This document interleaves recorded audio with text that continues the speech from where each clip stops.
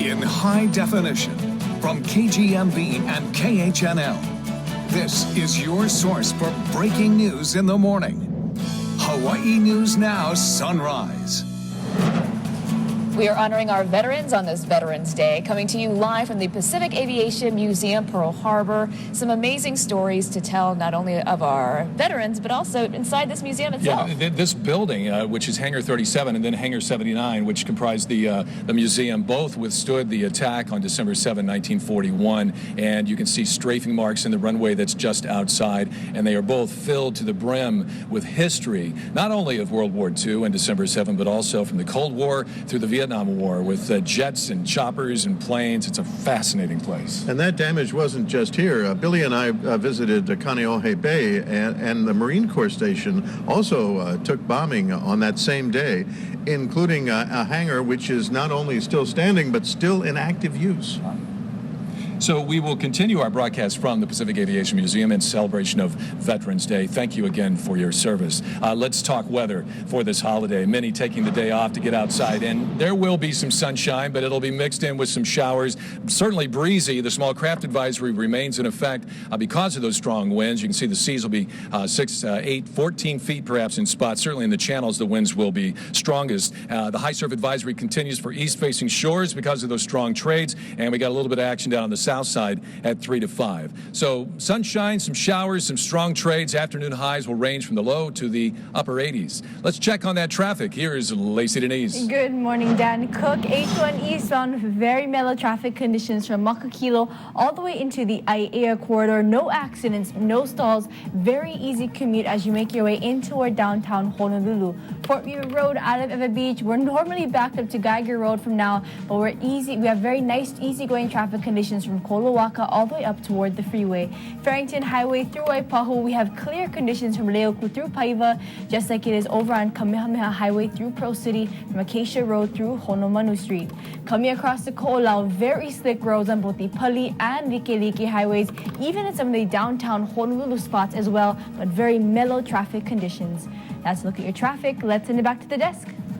Thank you, Lacey. Well, there's a smell in the air here this morning at our Hawaii News Now station because fire broke out right inside this major complex building overnight. Fortunately, though, no one was hurt. Smoke started to spew out of this little popsicle shop, Ono Pops. It's attached to our garage area over at the this is the Waiakamilo Business Center, I should say. It all started about 10:15 last night. The indoor sprinklers say fire officials actually helped to suppress the flames. It ended up taking the firefighters about 40 minutes to get it all out. The carpet's soaked in our hallway, and there is definitely a strong chemical smell throughout this ground floor level. The fire was contained to that one unit. The cause, though, is still under investigation. Police searching for 2 men who reportedly threatened someone into taking money out of an ATM. It happened at the Tesoro in Kalihi Monday night at about 10:30. We reference this as an incident at a bus stop yesterday, and new developments saying that a weapon of some kind, possibly a knife, was used in this incident. A 24-year-old male was the victim. He was asked to make a withdrawal. Not clear, though, how much money the robbers got away with, but call police if you have any tips. To Maui now, where Nicholas Neely is facing several charges, including robbery and burglary. The Kihei man is accused of robbing a cottage on Friday after a woman tried to stop him from taking off with her van. She says the 36-year-old tried to hit her with a baseball bat. Yikes. A neighbor managed to hold him down, though, until the cops arrived. 106 of the 177 people arrested in this massive biker brawl back in May have now been indicted. 9 bikers were killed in that incident and more than 20 others hurt in this shootout at the Twin Peaks Sports Bar in Waco, Texas. The McClellan County grand jury accusing the suspects of engaging in organized criminal activity, with the underlying offenses being murder and aggravated assault. Let's go now out to Virginia, where President Obama is participating in a wreath-laying ceremony at Arlington National Cemetery, all the annual tradition now for presidents to do on Veterans Day. President Obama calling for Americans to recognize the valor and sacrifice of all of our veterans through public ceremonies and prayers across the country. Now, earlier this morning, He hosted a breakfast to honor veterans and their families at the White House. On to some severe weather this morning as well to tell you about. Our friends and family out there and the Rocky Mountains suffering through a bit of it. Western Plains also getting hit. Experts say they've got a strong storm that could also eventually spawn tornadoes into the Midwest. A winter storm warning is also in effect from Utah to Kansas. Officials at the Denver International Airport tell us that airlines have canceled dozens of flights after or ahead now of that storm. Some areas are expected to see up to 8 inches of snow, gusty winds up to 55 miles an hour. Those are major, major winds. Dan Cook joining us live now. Time to get you back to the Pacific Aviation Museum. Hey, Ramsey, thanks very much. This is Clint Churchill, a recognizable face, I'm sure. 30 years flying for the Hawaii Air National Guard, retired as commander 19 years ago. You were one of 4 men who had the original idea for the Pacific Aviation Museum. Who were the other 3? Well, Admiral Ron Hayes, right. John Sterling, and Don Parent. We had lunch one day. In fact, it was out at Colina. And at the end of that lunch, we said, you know how much work this is going to be? Are you in? And we all said, we're all in. Did you have any idea how much work it was going to be? No, but it's been a labor of love and pretty pleased with the progress we've made. Now, you've been open for 9 years. It'll be 9 years this December 7th that we've been open. And within the next 2 weeks, we will welcome our visitor number 1.5 million. Oh, really? Wow. Is it bigger? I mean, it's got to be amazing to see this take place after it was just an idea not too many years ago. Well, we're pretty pleased with the progress and also what we do for the community. Our outreach program, we have about 11,000 students each year, either through field trips coming to the museum or our outreach program where we go out to the classrooms. Why is this important? Well, it's about education. And to me, it's about honoring aviators and their support personnel who defended our freedom. And what more appropriate day than on Veterans Day to talk and think about the role that aviation played in securing the freedom that we enjoy. This is an expensive endeavor. You have, to acquire the planes, to get them in shape, to display. It's a lot of money that's been donated, given to continue this mission. That's correct. The community has been so supportive. We had 233 founding donors for our first phase at $5,000 or more. Our good congressional delegation, and I have to mention the late Senator Inouye and his support in the early days, or we simply wouldn't be here. To support this mission of carrying on the legacy of that commitment to freedom and to peace here at the Pacific Aviation Museum, there's an event coming up on December 5th, a couple days before the anniversary of the attack, and you have a big event planned over at Hangar 79. We do. We have an annual event to raise funds. The museum itself is self-sustaining with ticket sales and so forth. So our fundraising and the fundraising dinner we have mainly supports our education program and our restoration of aircraft. So we expect to have some 700 folks over in Hangar 79. That hangar is twice the size of this hangar, a great spot. You can find out on our website, pacificaviationmuseum.org, all the details about the dinner. Individual ticket prices, $275. It is a fundraiser. So we hope the community comes out again and gives it great support. I'm sure they will. This is a great way to support this very important mission of the Pacific Aviation Museum. We'll have a link to your website on ours as well at hawaiinewsnow.com.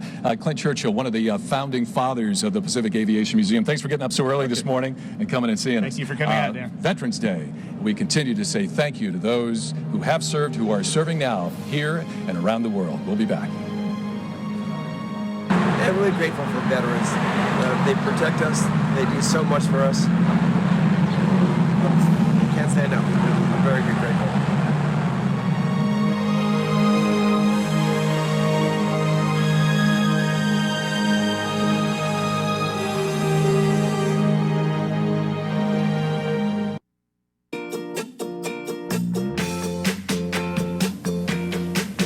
Welcome back to our Sunrise on the Road broadcast. We're here at the Pacific Aviation Museum, Pearl Harbor. Let me step aside and you can see behind me one of the displays. This is actually wreckage of a Japanese Zero that crashed on Niihau on December 7, 1941. Japanese Naval Airman First Class Shigenori Nishikaichi crash landed on Niihau after ground fire from Oahu. One of the many incredibly wonderful displays of World War II action, particularly December 7, 1941, here at the Pacific Aviation Museum. On this Veterans Day, if you are headed out, you got the day off from work, you're wondering how the weather's going to be, maybe you're going to the beach with family and friends, pretty good day. It's kind of breezy. Might get sandblasted a little out there on the beach. Breezy trades at 10 to 25 gusts, stronger than that with passing showers. We will have some sunshine. There you can see the trade winds, the direction, the speed, and we'll see bigger numbers by this afternoon. Showers riding in on those trades, maybe not quite as many as yesterday, but there is a band of moisture upstream. We're going to have a period of fairly wet weather here sometime in the next 12 to 24 hours. We'll keep an eye on that. And your forecast does call for a high this afternoon in Honolulu of 84 degrees. Veterans Day forecast for you. Let's check on that holiday traffic. Here's Lacey Denise. Good morning, Dan Cook. Very wet coming across the Ko'olau. This is look at Likelike Highway and Kamehameha 4 Road, where you can see a whole lot of ponding there. And it's the same story over on Pali Highway. Just make sure to drive with caution.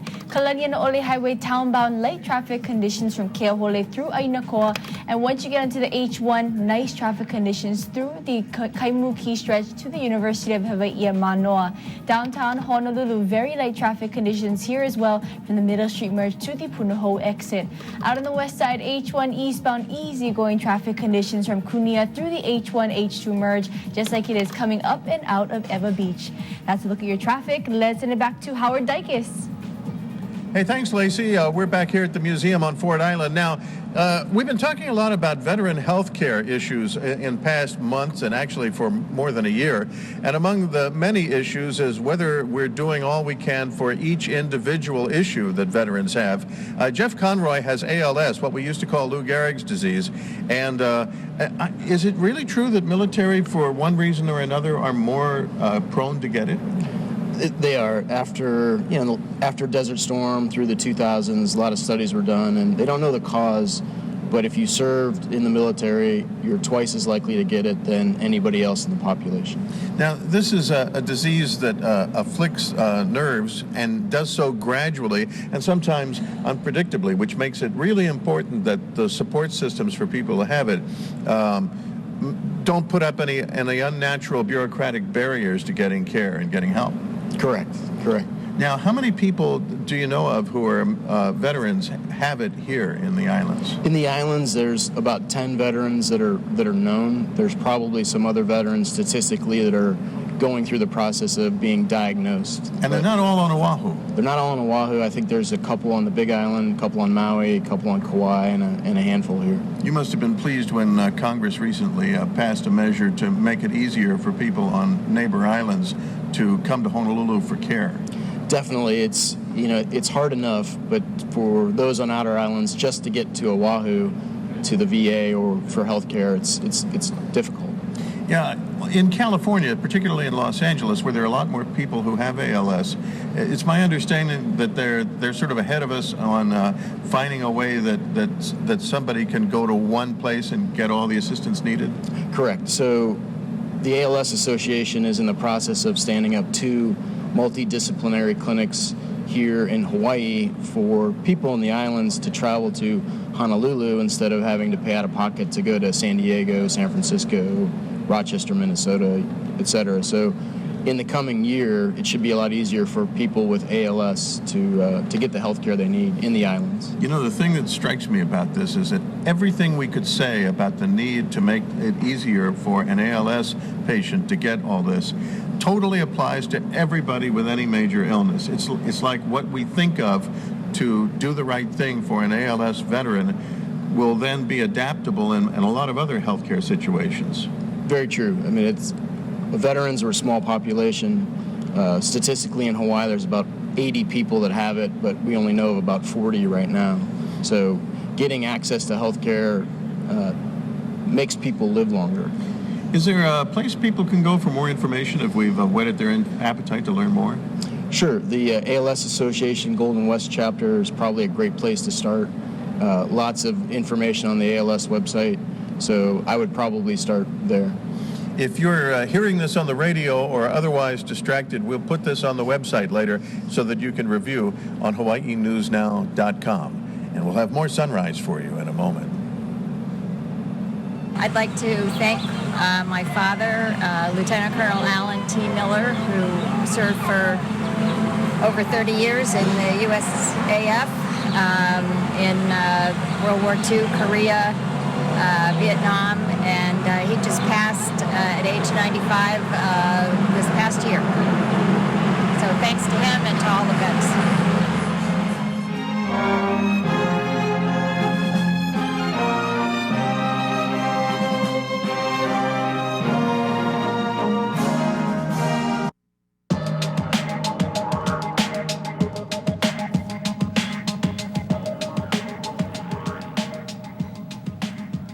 Hawaii's affordable housing shortage was the hot topic at a meeting of policymakers and business leaders yesterday, with the state's median home price expected to reach $1 million in just a few years.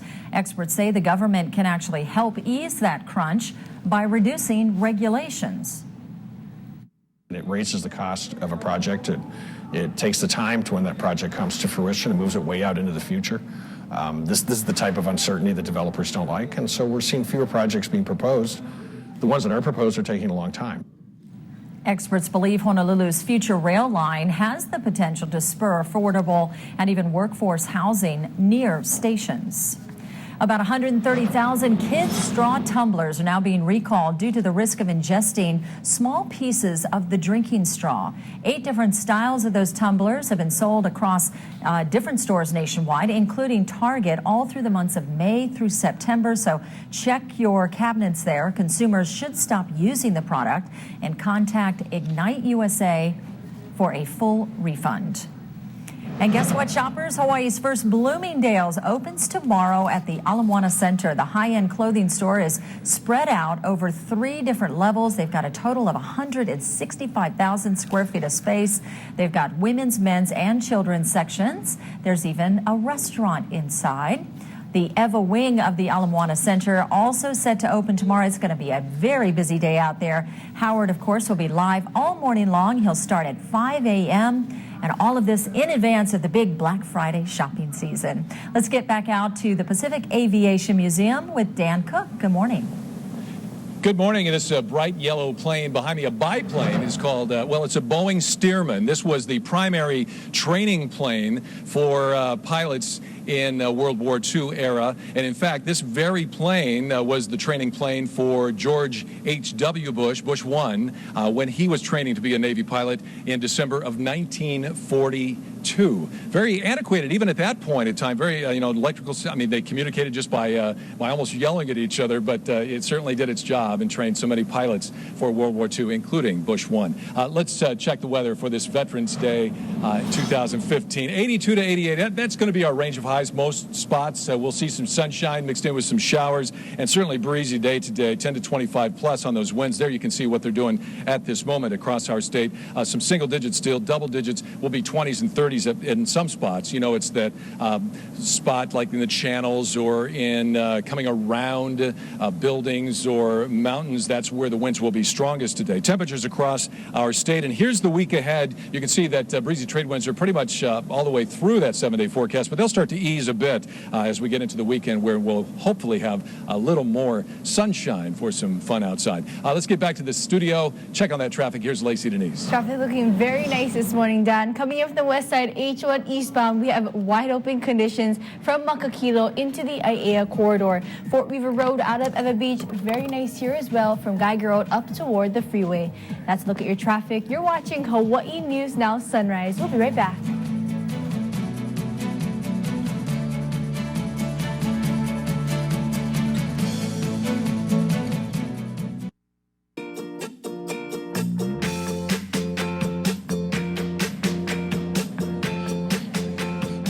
Back here at the Pacific Aviation Museum at Pearl Harbor, we wanted to tackle some issues specifically for veterans themselves. So right now we wanted to talk a little bit more about the homeless veterans in our city and county of Honolulu. And to do that, from the mayor's office, we have June Yang here to talk a little bit more about that. Good morning to you. Good morning and happy Veterans Day. Happy Veterans Day to you as well. Now, we were talking earlier just about some of the numbers, and you said earlier this year there were about how many homeless veterans in our county?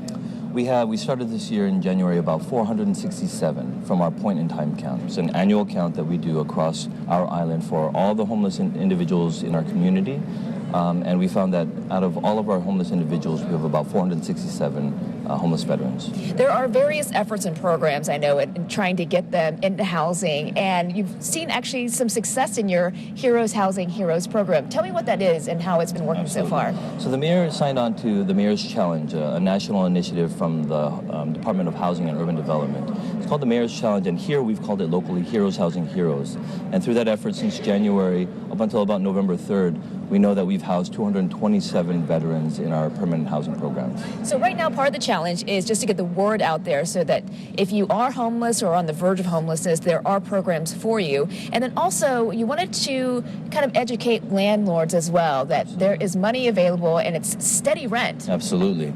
So there's a program called HUD-VASH. It's the Department of Housing and Urban Development connection with our VA services for our veterans. It's a program that pays market rent for the rental units and has case management tied to the individuals in the units. So you'll not only have steady income coming in for the unit, but you'll have supportive services for not only for yourself, for the tenant as well. You know, just looking at the numbers nationally, that Federal Housing and Urban Development says there's maybe about 50,000 homeless veterans at any given time. But the numbers are actually much larger, about 1.4 million of people who may be on the verge of homelessness. Sure. Now, this is an issue that I would believe we would really face here with our high cost of living. Yes. What programs are available for people who may be worried that they may not be able to afford housing for much longer? So for those who have served in the military and are veterans and on the verge of homelessness, I would encourage everybody to go to the VA and encourage them to check out the resources that are available.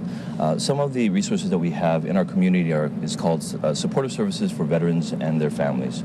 It does help for people to prevent them from coming into homelessness, but also that program also helps people who are also homeless to get them quickly off of the streets or out of the shelters. All right, if you are a landlord and you happen to have maybe a studio or apartment available and you want to learn a little bit more, there's a landlord summit that's coming up at Dole Cannery. That's exactly right. The Hawaii Association of Realtors is sponsoring the Landlord Summit on Tuesday, the 17th, from 8 to 12 at Dole Cannery at the Pomakai Ballroom. We want to encourage landlords to come out. We have the governor who will be speaking in the morning, and the mayor will also be closing with remarks. We encourage everybody to come out. All right, Jun Yang from the mayor's office, thank you for coming here today. I appreciate it. Thank you very much. All right, we'll be talking much more on this Veterans Day. We'll be back with Sunrise on the Road.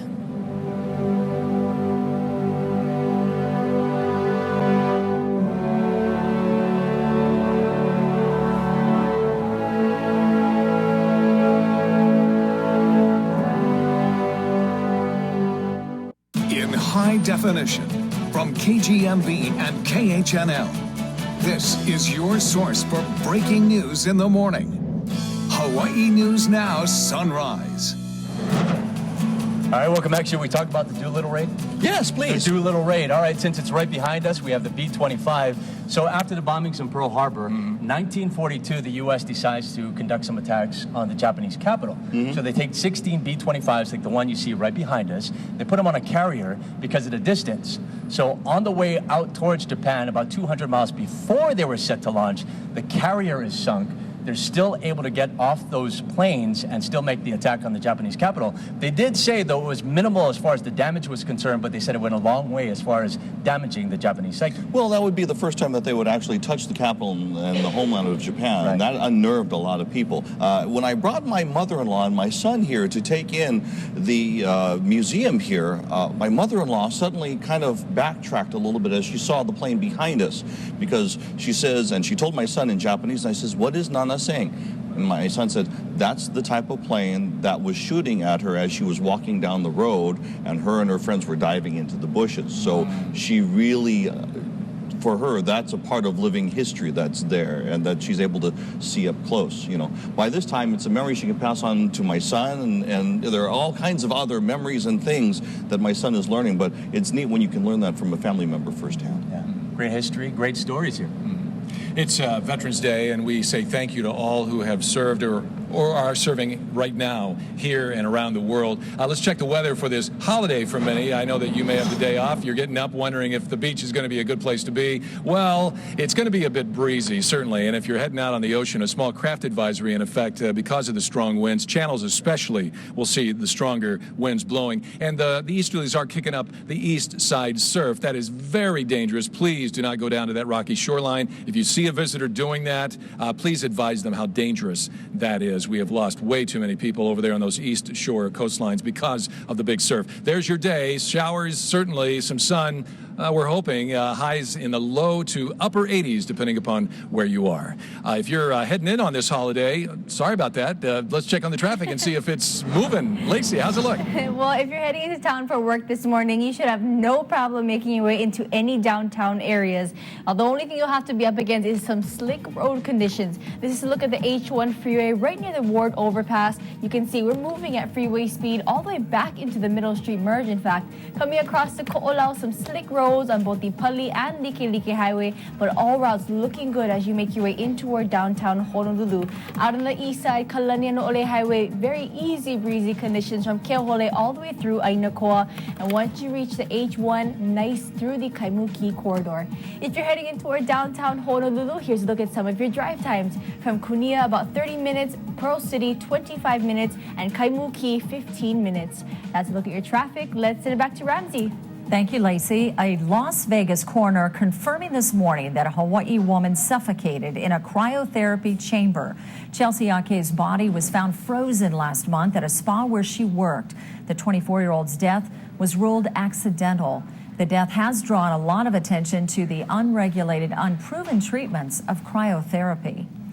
And we have some new details this morning in connection with the arrest of Jose Reyes on Maui. The Major League Baseball All-Star has now been charged with abusing his wife. The New York Daily News even reporting that a court date has been set for November 24th in Maui. Maui police say Reyes was issued a warning citation to have no contact with his wife for at least 3 days after that Halloween event. Police sources say he grabbed his wife's throat and shoved her into a sliding glass door while they were staying at the Four Seasons Resort on Halloween. We're told that she was treated by medics at the scene and then taken to the hospital for more treatment. Reyes was arrested, again, posting $1,000 bail. Our Chelsea Davis, who broke that story, called Reyes yesterday, but he declined to comment. Reyes will be the first test of a major new policy with MLB on domestic violence. It allows players to be suspended with pay while charges are pending. They can even take independent action against the player, but there's been no decision announced yet on the Reyes case. The developers of the 30-meter telescope plan to resume work now on the controversial $1.4 billion project. It'll happen sometime this month.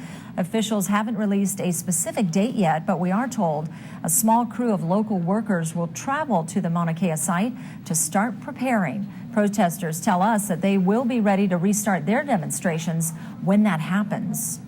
Time to check back in with the gang over at the Pacific Aviation Museum on this Veterans Day.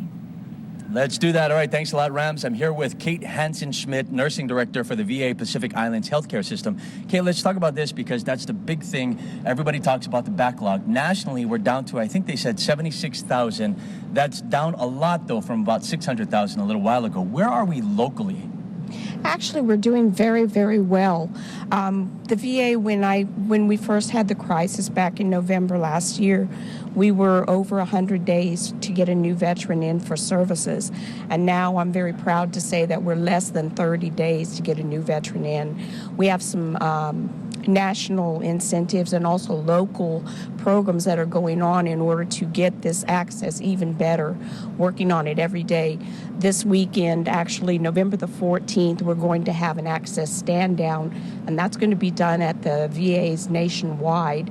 We'll have staff on duty, and what we'll actually do is look at each veteran and make sure that they're into the care that they need and they're getting it timely. That's great. So you said 30 days, and you're always working to make that a little bit quicker. Always making it. And one of the things that I think is fantastic is you have a lot of outpatient care on the neighbor islands, which makes sure that they don't have to come here to Oahu, right? We do. We're very proud to say that we've opened a lot of rural health clinics on the neighbor islands as well as here.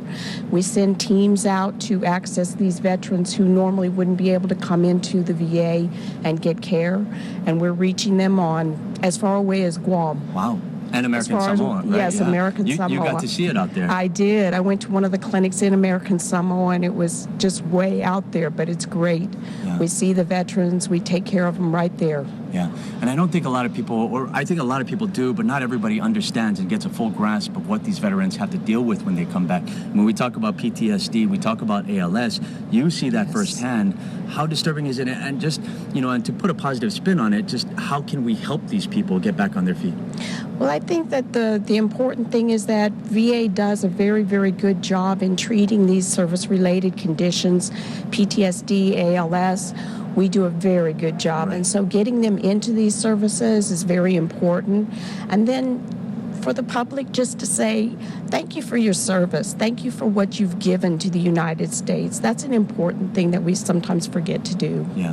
By the way, this place right here, very special to you. You said It's back in very 2007. special. Johnny, Yes. if you could pan over right over here to your left, this is where you retired? This is where I retired in 2007 after 20 years in the Navy. Wow. And it's a very special place to me. It didn't look quite as good back then. It had just opened, but it's beautiful. Right there in that right spot right there. Right in But- there. But congratulations and thank Thank you for your you. service and thank you for taking care of our Thank you. veterans. And if I may say, I just really want to thank all of our veterans for everything they do every single day. Absolutely. Please come and see us. There you go. All right. In case anybody wants more information about how to get checked out, do you have a website? Absolutely. We are on Facebook, and you can look up the Department of Veterans Affairs, Pacific Island, on Facebook, and we put information there on a regular basis. All right. Thank you, Kate. You Appreciate bet. it. All right. We'll be right back. Sunrise on the road in just a moment. Thank you. Really want to say thank you to my grandfather, Donald Funk, for all that he did for our country, servicing so that we can enjoy all the freedoms and the country that we are today. Proud to be American.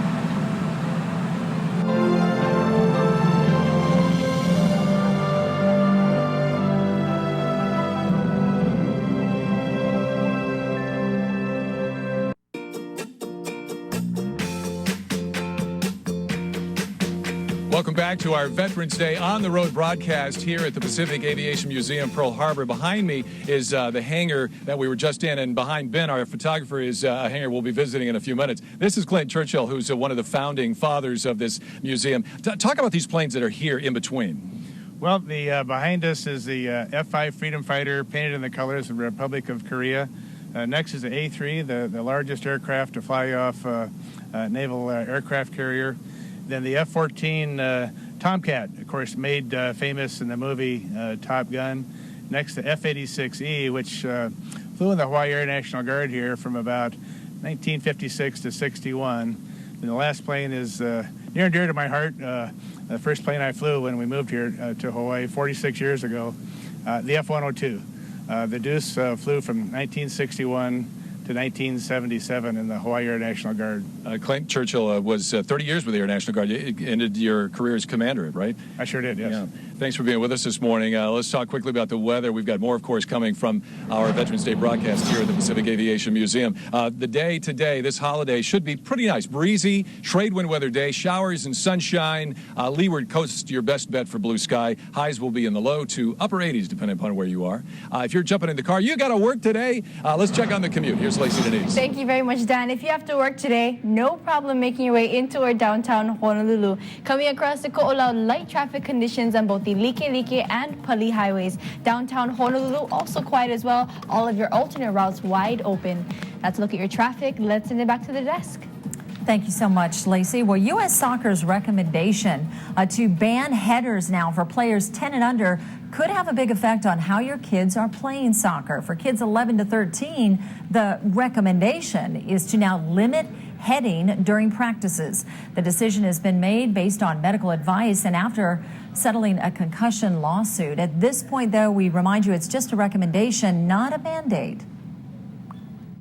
Well, of course, it changes the dynamics of soccer, but I guess looking at the youth, the kids, it's for their protection. So you have to be careful with the children. So I had to slow down in my training to also the header, especially header. So I understand why they want to mandate this. I understand the theory. I'm just not sure how it's going to be enforced. That's going to be the hard part. About 18,000 kids play AYSO soccer here in Hawaii. Around 7,000 play in the Hawaii Youth Soccer Association, known as HISA. We're told that some HISA clubs did already rule out heading a couple of years ago, and that the league will now discuss this recommendation at its next board meeting.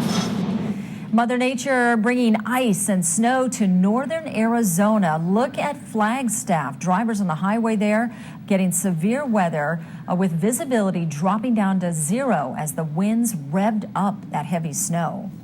And when we come back, we'll have much more on this Veterans Day with challenges that face our veterans after they complete their service. Sunrise is live from the Pacific Aviation Museum at Pearl Harbor on the road today. I'd like to thank my son-in-law, who is currently a Marine, and would like to especially thank those who have served and paid the ultimate price for our freedom.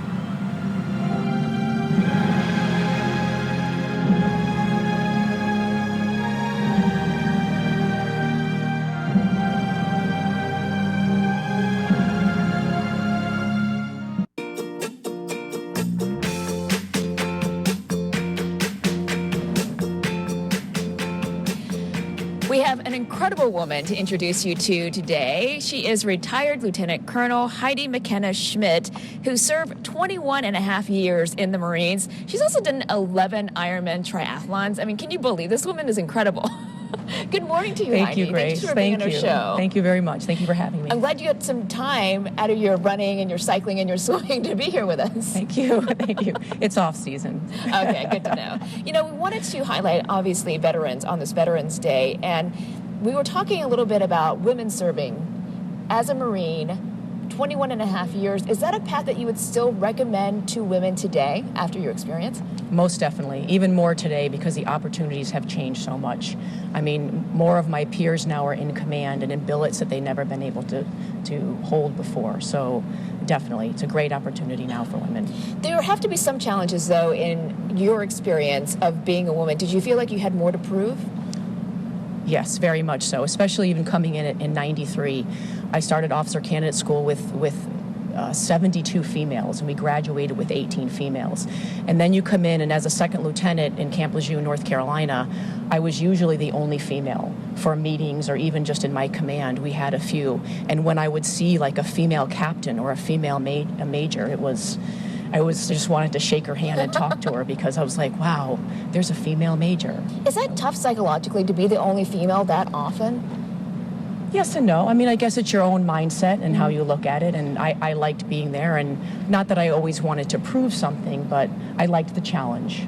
For sure. After being in the Marines for 21 and a half years, you transitioned out. How was that change for you?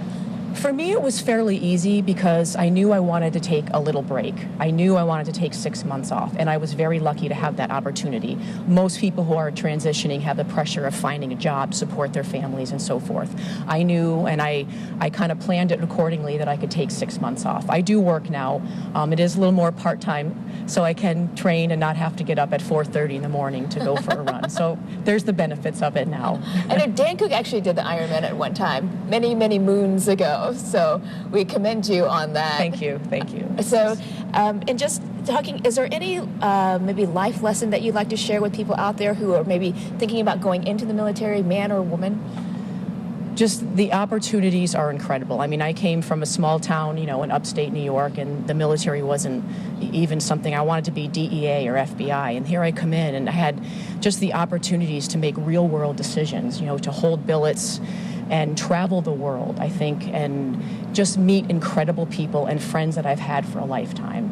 I mean, there's so much just to being in the military, but to me, the friends that I've made and I still are very good friends with is just wonderful. Well, we thank you for your service, and we thank you for being on the show today. Thank you very much. Thank you for having me, and thank you to all the veterans who have served and are still serving today. Retired Lieutenant Colonel Heidi McKenna Schmidt, and now we want to get a check of our traffic with Lacey, which I hear is actually pretty good today. Yes, Grace, very good this morning. No matter where you have to go out on the roadways, you'll have a very easy commute this morning. Coming in from the east side, Kalanian na Ole Highway, very nice traffic conditions from Hawaii Kai Drive into Ainakoa. Once you hit the H1 in the Kaimuki stretch, easy breezy conditions here as well. Downtown Honolulu, very wet roads here, but traffic moving at freeway speed. And out on the west side, still looking nice from Kunia through the H1-H2 merge. Now over on the Big Island, here's a check on some of your drive times. If you're heading out the door from Honaunau, Kailua, or Kaumana Drive in Hilo, this is how long it'll take you to get to your destination. Now I do want to remind you that if you're heading through the Pearl City area on the H1 freeway, we do not have a zipper lane this morning because it's a holiday. But once you get past the Pearl City exit, even into Aiea, very light traffic conditions. That's a look at your traffic. Let's check in on your weather forecast with Dan Cook.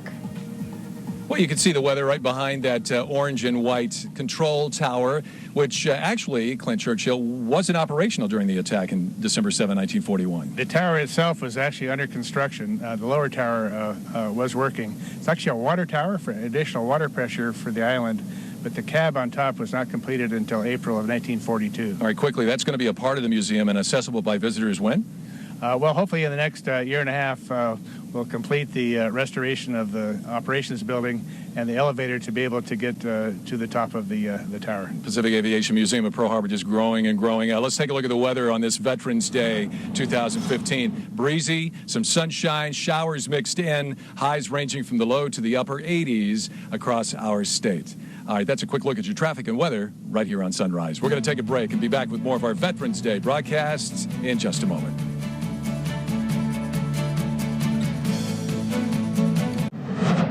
6:55 this morning, there are now 33 confirmed cases of dengue fever on the Big Island. 25 are local residents, 8 are visitors. To prevent the spread of that disease, people have been buying up mosquito repellent. In fact, we're being told that there's a shortage of that product now on the Big Island.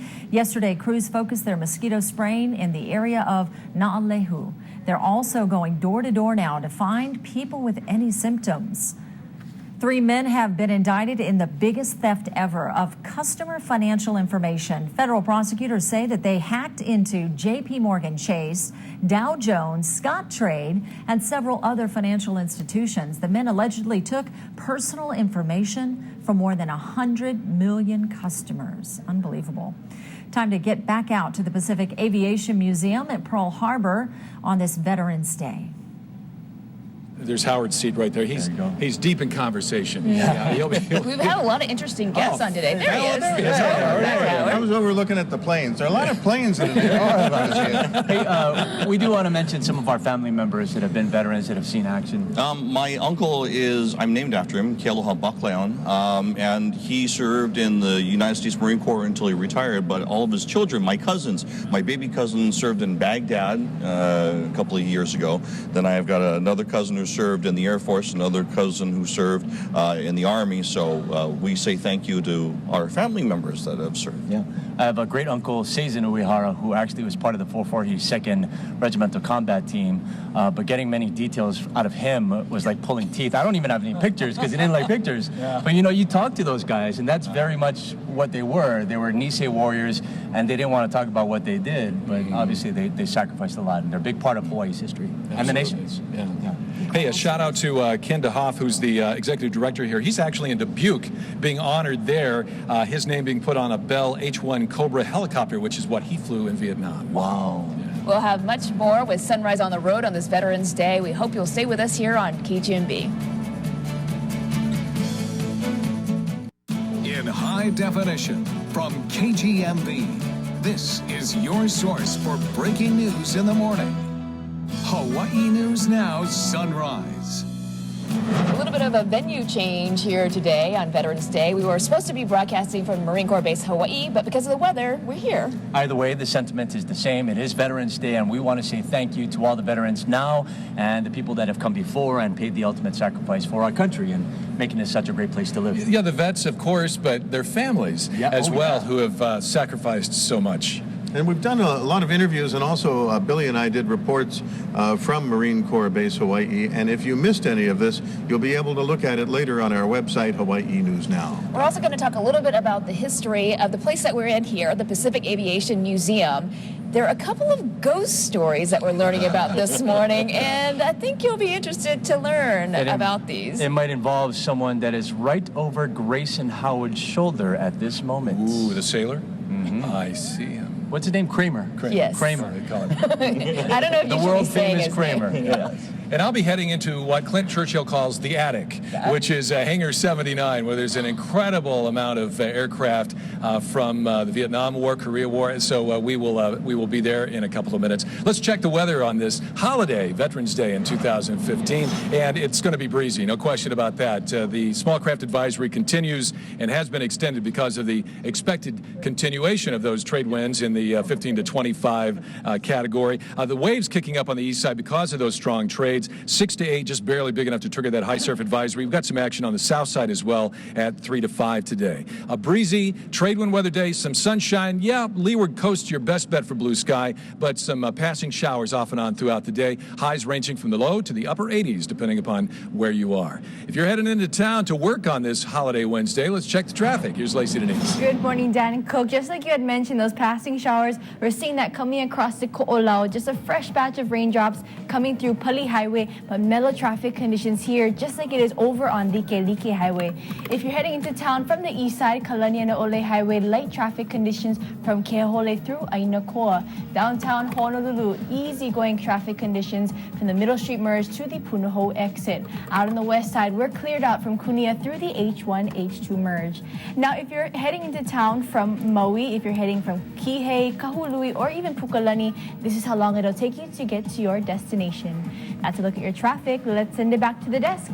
Thank you, Lacey. Representative Mark Takai is recovering this morning from surgery to remove a cancerous tumor in his pancreas. We made a couple of phone calls, but we're still waiting to hear back from his office to confirm today's Star Advertiser report. No updates have been posted either to the social media accounts for him. The operation to remove the tumor, though, conducted, we're told, at the National Institutes of Health in Bethesda, Maryland. He's been optimistic about his recovery, saying the tumor was small and detected early.